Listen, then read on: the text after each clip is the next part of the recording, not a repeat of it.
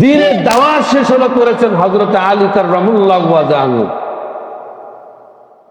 ঘরের ভিতরে ঢুকে দেখে ফাতেমা জ্বরে কাঁপছে। দৌড়ে গিয়েছে হুজুর সাল্লাল্লাহু আলাইহি সাল্লামের কাছে। পকেটে না টাকা থাকলে ফার্মেসিতে গিয়ে ওষুধ নিয়ে সে বাড়িতে যাবে, কিন্তু দিনের দাওয়াত যারা হল দিয়েছে নিঃস্বার্থ ভাবে, কোন সময় গায়ে জামাও ছিল না। আল্লাহু আকবার জোরে বলুন। হযরত আলী ফরজ নামাজ পড়ে শুদ্ধ দৌড়ায় বাড়ি মুখে। ওমর বললেন যে হুজুর, আপনার আলী এত দৌড়ায় কেন? নামাজ পড়ে আর যায়, ফজরের নামাজ পড়ে সে বিদায় হলো, হয় আপনার বয়ানে শোনে না। কয়েকদিন পর হুজুর সাল্লাল্লাহু আলাইহি ওয়াসাল্লাম হযরত আলীকে আটকালেন। আলী দাঁড়াও। দাঁড়ালেন। বললেন তুমি আমার বয়ান না শুনে যাও কেন? হযরত আলী কেঁদে ফেলেছেন, হুজুর কি বলেন, আপনার বয়ান না শুনে আমি যাই? কিন্তু হুজুর, আমি যে বাড়িতে এই কারণে হলে যাই যে আপনার মেয়ের আর আমার ওই একই জামা, একই পরনের বস্ত্র, আমি এখান থেকে গিয়ে এই বস্ত্রটুকু হযরত ফাতেমাকে দিব, তারপরে সে ফজরের সালাত আদায় হলো করবে। আল্লাহু আকবার জোরে বলে। পরনে কাপড় ছিল না, আল্লাহকে ভুলেছে। তা বলে না কেন? কি বলেছে? রাসূল বলেছে। দিনের কোন কাজ কি ছেড়েছে? না। সামান্য একটু আমাদের অসুবিধা হলেই আমরা আল্লাহ 14 গোষ্ঠীকে গালিগালাজ করি। নাউযুবিল্লাহি মিন যালিক। নাউযুবিল্লাহ জোরে বলেন। সামান্য একটু মামলা হলেই চেয়ারম্যানের 14 গোষ্ঠীকে আমরা আসমানে তুলি, মানে এমপি 14 হলো গোষ্ঠীকে আমরা আসমানে হলে তুলি না। এমন আচরণ কোনো মুত্তাকির হতে পারে না। আমার এমপি কিছু করতে পারবে না, আমার চেয়ারম্যান কিছু করতে পারবে না, আমার মেম্বার কিছু করতে পারবে না। আমার ফয়সালা হবে কোথা থেকে? আসমান থেকে। কথা বলেন না কেন? কোত্থেকে হবে? আসমান থেকে। বিপদে মুসিবতে যাই হলো আছে, যখন থাকবেন 2 রাকাত সালাতুল হাজত নামাজ হলে পরে আল্লাহর কাছে একটা মোনাজাত দিবেন, দেখবেন বিপদ আল্লাহ তাআলা সেরে দিয়েছেন। আল্লাহু আকবার জোরে বলুন। হযরত আলী কাররামাল্লাহু ওয়াজহাহু হুজুরের কাছে এসে বলতেছেন, ইয়া রাসূলুল্লাহ, ফাতেমার জ্বর। আল্লাহর পয়গম্বরের কাছে হলো পয়সা নাই। হযরত আলী ঘরের ভেতরে আসলেন। ঘরের ভেতরে আসার পরে ফাতেমার মাথার মধ্যে হাত দিলেন। হাত দিয়ে বলতেছে, ফাতেমা কিছু কি খাবে নাকি? বলে, আলী কি চাবো আর কি খাবো?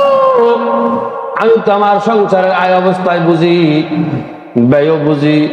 যে রোজগার তুমি করো, এ রোজগার দিয়ে তো ইমাম হাসান হোসেনের পেটেই চলে না, আবার আমারে কি খাওয়াবে? আল্লাহু আকবার জোরে বলুন। বিরক্ত হচ্ছেন না তো? শুনতেছেন ইনশাআল্লাহ? কে কে শুনতেছেন হাত তোলেন তো। চিন্তা করেছেন? ওয়াজে বোঝে নাই। আমি বলেছি কে কে শুনতেছেন না হাত তোলেন। রোজা লেগেছে আপনাদেরকে? কি রোজা লেগেছে না? আপনারা কিন্তু ভুল, আপনারা মহব্বতে জোরে তুলে ফেলেছেন। আলহামদুলিল্লাহ জোরে কর। আল্লাহ কবুল করুক, আমিন। আর 2 মিনিট বলে আমি শেষ করবো ইনশাআল্লাহ। কথাটা শুধু ফিনিশিং দিই। হযরত আলী কাররামাল্লাহু ওয়াজহাহু বললেন, ফাতেমা কি চাও বলো? বলে, ইয়া রাসূলুল্লাহ, ইয়া হাবিবাল্লাহ, ওগো আল্লাহর পয়গম্বরের জামাতা, ওগো আলী, এই জ্বরের তাপেতে আমার মুখের কোনো রুচি নাই, শুধু একটা ডালিম খেতে মন চাচ্ছে। যদি একটা ডালিম নিয়ে আসতে, ওই ডালিমটা খেয়ে আমি আমার ক্ষুধাকে নিবারণ করতাম। দৌড়ে চলে গেলেন বাজারে। একজন সাহাবীর কাছে কয়েক দিরহাম হাওলাত নিলেন। হাওলাত আছে না নাই? আর এখন তো হাওলাত নিলে ফোনে রিসিভ করে না। কি এমন লোক আছে না নাই? লক্ষ্য করুন, কয়েকটি দিরহাম হাওলাত নিয়ে যখন একটা ডালিম কিনেছেন, আল্লাহ বললেন, ফেরেশতা যা আলীর পিছে পিছে যা, হযরত আলীর ঈমানটাকে তুমি পরীক্ষা করো। জিবরাইল আলাইহিস সালাম ফকিরের বেশ ধারণ করলেন। আল্লাহু আকবার জোরে বলুন। মালাইকাতা, ফেরেশতারা কিন্তু কিছু খায় না। ফেরেশতারা কি কিছু খায় না? তাদের আহার নেই, তাদের ঘুম নেই, তারা শুধু আল্লাহর ইবাদতেই মশগুল। আল্লাহু আকবার জোরে বলুন। হযরত আলী হাঁটতেছেন, ফকির পিছন থেকে আলী আলী বলে ডাকছেন। কাল্লা ঘুরে দেখে একজন ফকির, বলে কি চাই? বলে আলী, নবীর সাহাবীরা বড় দানশীল হয়, তারা আল্লাহ রাস্তায় সবকিছু দান করে। ও আলী, আপনার পকেটে ডালিম। হযরত আলী মনে মনে ভাবলেন, আমার পকেটে ডালিম, এই ফকির বুঝলো কেমনে? নিশ্চয় এই ফকির কোন সাধারণ ফকির নয়, এই ফকির হচ্ছে আল্লাহর যে কোনো খুব প্রিয় আল্লাহর বান্দা একজন ফকির। হযরত আলী ডালিম বের করলেন। ফকির বলছেন, ও আলী, এই ডালিমটুকু যদি আপনি আমাকে দেন, তাহলে কে ফাতেমার জন্য দোয়া করবো যেন জ্বর ভালো হয়ে যায়।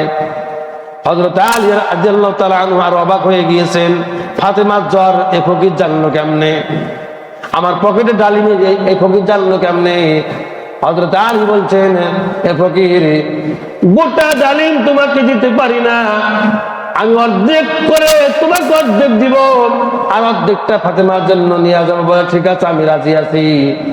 ওই একটা ডালিম দুটা ভাগ করে বেশি অর্ধেকটা ফকিরের হাতে সুপর্দ করে বাকি অর্ধেকটা নিয়ে হযরত আলী বাসার দিকে যাচ্ছেন। শেষ পর্যন্ত ওই ফকির কিছুক্ষণ পরে আবার আলী আলী বলে পিছন থেকে ডাকা শুরু করে দিয়েছেন। হযরত আলী পিছন দিকে তাকালেন, বললেন, ফকির আবার ডাকো কেন? বলে অর্ধেকটা খেয়েছে, খুব মজা পেয়েছে, আর অর্ধেকটা দাও। সুবহানাল্লাহ করে বলেন। আপনার কাছে তো চাইলে বলতেন, আপনার ফকির তো নজরেই ভালো নয়, কি বলতেন না? বলতেন না, কথা বলেন না কেন? হযরত আলী কাররামাল্লাহু ওয়াজহাহু বলছে, ফকির, আমি আমার ফাতেমার জন্য ডালিম নিয়েছি, আওয়াজ পাইও না। বলে আল্লাহ বলেছেন তোমার প্রিয় বস্তুটা আল্লাহ রাস্তায় তুমি দান করে দাও, তুমি না নবীর সাহাবী, আমার পছন্দ হয়েছে, দাও। হাত পেতেছেন, বাকি অর্ধেক ডালিম ফকিরকে দিয়ে হযরত আলী রাদিয়াল্লাহু তাআলা আনহু বাড়িতে চলে গেলেন। বাড়িতে চলে যাওয়ার পরে হযরত ফাতেমা রাদিয়াল্লাহু তাআলা আনহার হাতে দেখে ডালিম। হযরত ফাতেমা বলেন, স্বামী আমার, আল্লাহ রাস্তায় একটা ডালিম তুমি দান করেছো, আমার আল্লাহ জিবরাইলের মাধ্যমে তোমার ঘরে 10টি ডালিম আমার আল্লাহ দান করেছে। তাহলে একদিনে 10 পাওয়া যায় কি? একদিনে কি 10টি পাওয়া যায়? 35 বেজে গেল আমি বলতে বলতে, শুধু আপনাদের মহব্বতে অনেক দূরে হলে আমরা আগিয়েছি। এবার লক্ষ্য করুন, তাহলে আমরা এই রমজানুল মুবারকে আমরা হিংসারিয়া কাদা সুরাসুরি বাদ হলো দিয়ে কাটটুপি 3 তালা, কাটটুপি 9 তালা, কে 5 কল্লি, কে তবলিগ, কে আওয়ামী লীগ, কে বিএনপি, কে জামাত, কে পীরপন্থী, কে আহলে হাদিস, এগুলো কাদা সুরাসুরি বাদ হলো দিয়ে আল্লাহর খাঁটি গোলামে পরিণত হওয়া হলো জন্য আল্লাহ তৌফিক ইনায়াত করুন, আমিন।